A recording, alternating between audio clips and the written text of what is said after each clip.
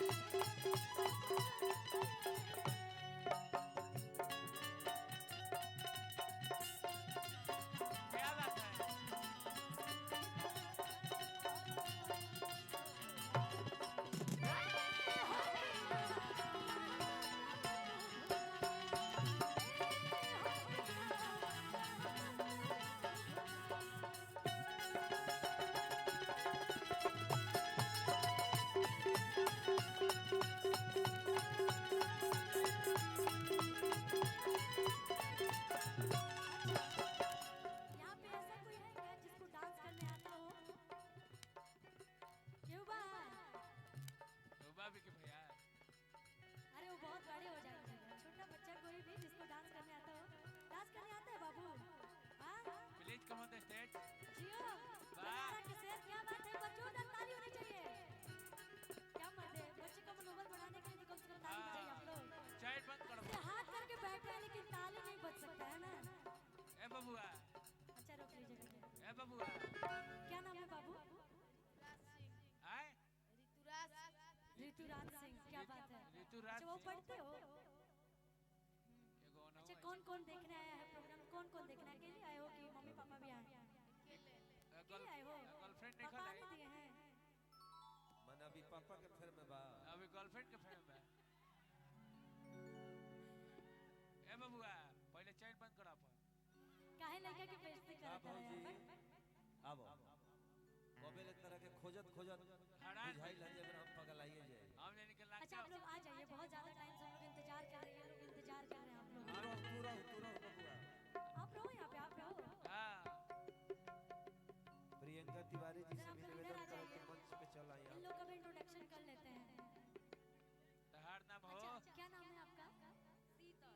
शीतल जी वाह क्या बात है। आपका? वैसे भी ठंडा ठंडा मौसम भी आ रहा है अभी और शीतल हमारे पास ही है तो लग रहा है हम लोग को कंबल की जरूरत पड़ेगी, स्वेटर की जरूरत पड़ेगी। अब 2 नंबर 2 नंबर क्या नाम है आपका? अन्नू जी। 3 नंबर सोनी जी क्या बात है, कितनी 4 नंबर 4 नंबर के जो होता है 4 नंबर के बाद। अच्छा कहू नहीं क्या ये बा छोटका बा टाइट रहो। अच्छा बाबू इसमें से कौन पसंद है जरा बताओ तो देख के, अच्छे से देख के बताओ, शर्माओ मत। हाउ तो बड़की माई लेखा लगती है। कौन कोई पसंद है? शर्माओ मत, मैं तुम्हारे साथ हूँ। हम बानी नो टाइट रहो, हम बानी हम साथ है। तू तो बिगाड़िए देबो। देखा तो छुके तीनों लोग में से कौन पसंद है आपको? क्या बात है जरा आप यहाँ पे आ जाइए। इधर का देख के हेलो अन्नू जी आइए ना। आइए अनु जी। प्रीतम कुमार बबुआ तू अपना बाबूजी भी चल जा। बाबूजी भी अच्छा ये बताओ शादी करोगे? वन स्टार कॉमेडिया चैनलवा कौन हंसू बाबा? डांस करोगे? ला जाइए डांस करोगे इनके साथ? गुरुजी क्या बात है? वन स्टार कॉमेडी ना, 1 स्टार कॉमेडी। 1 स्टार कॉमेडी भाई के हमरा चैनल के सभे सब्सक्राइब करे, लाइक करे, बेल आइकन बजा दे। घंटी बजाना ना, घंटी बजेला के बेल आइकन बजेला। अच्छा दोनों हिंदी इंग्लिश चलो हे बबुआ से का पूछो? डांस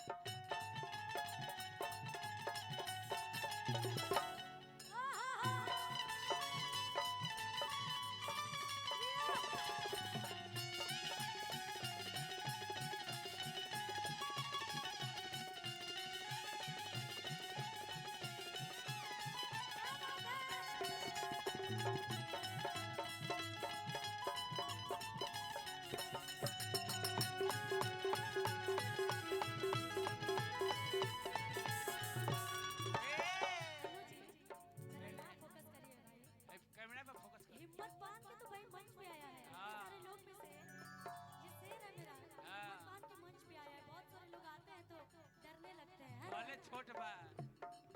तू लाख छुपाई में प्यार बके। तू लाख छुपाई में प्यार बके।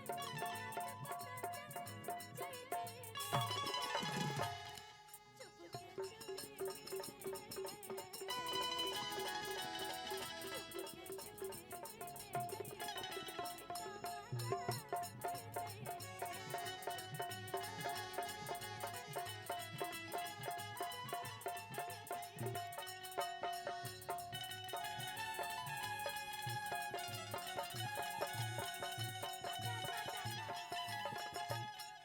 यही कहते हैं ना कि देख के लोग इंस्पायर होते हैं। हाँ। बट इनको देखा है तो बाबू नहीं। हाँ? लड़का 2 दिन ले दोनों सपना भाई है देख क्या? अच्छा चाचा भतीजा बना रहा। बाहर दोनों एक ही साइज के चाचा भतीजा। चाचो तो लफुए न बाड़ा मर देलक। के ह? कह दे लइकवा कैसे कह कि किया? तू हो ही दीवाना हमर हो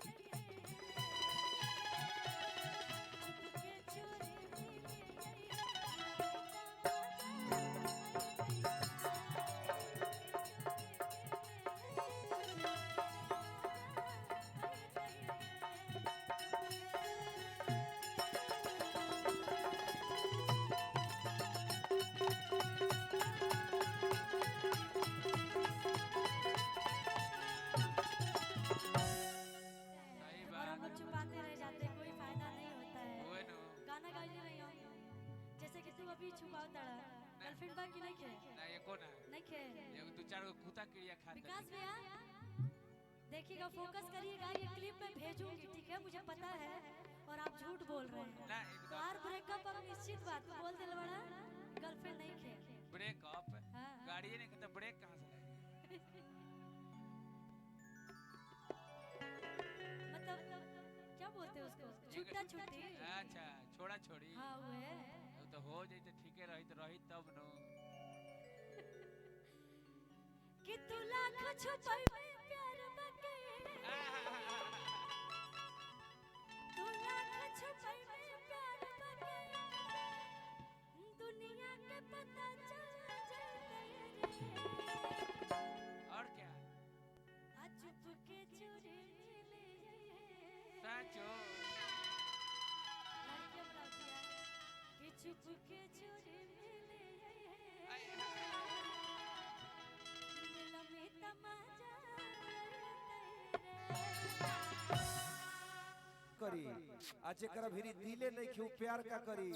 अरे पगली हम जानत तनी आजकल के दिल मार्केट में खिलौना नहीं बेचाता, अब हमनी के गरीब आसी के भीरी माले नहीं क्यों बाजार का करी। लेकिन मैं ये इसलिए उनको नहीं बोली हूँ, मैं सिकड़ी देखी हूँ तब बोली हूँ, और ये स्पेशली जिसके गले में सिकड़ी है उसी के लिए तू है। तो कहलू है कि केवल तू ही बिजोड़ लगेला।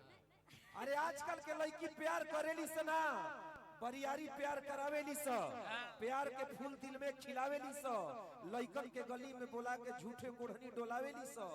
दादा हम जान गइल बनी आज के प्यार बड़ा कातिल होला, प्यार में 2-4 महीना बाद तिहाड़ जेल धरावेली स। आई हो रजो आज के मोहब्बत जौन बा, हालांकि आप बहुत प्यारी कलाकार हैं, एक बार खुशी क्या अभी बहुत ट्रेंड चल रहा है, इसीलिए मैं आपको सजेस्ट कर रही हूँ हाँ। कि जाइएगा तो अपने पतिदेव जी से एक फरमाइश और करिएगा, क्या? है ना? 2-4 गो लौका खरीद के ले ले आई मंडी से, ये फरमाइश। लौका का अचार डालिए क्या ये? लौका बड़ी खा ली। हेलो, हम सबों के दिलों के धड़कन बिहार से लेके झारखंड तक जिसका व्यवहार कायम है, आदरणीय श्री रमेश पांडे बाबा के हम स्वागत करतनी, अभिनंदन करतनी मंच पे। बड़े भाई बानी, क्या बात है? धन्यवाद। कभी खुशी जैबू तो बाबा के गोलगे साम्राज्य स्थापित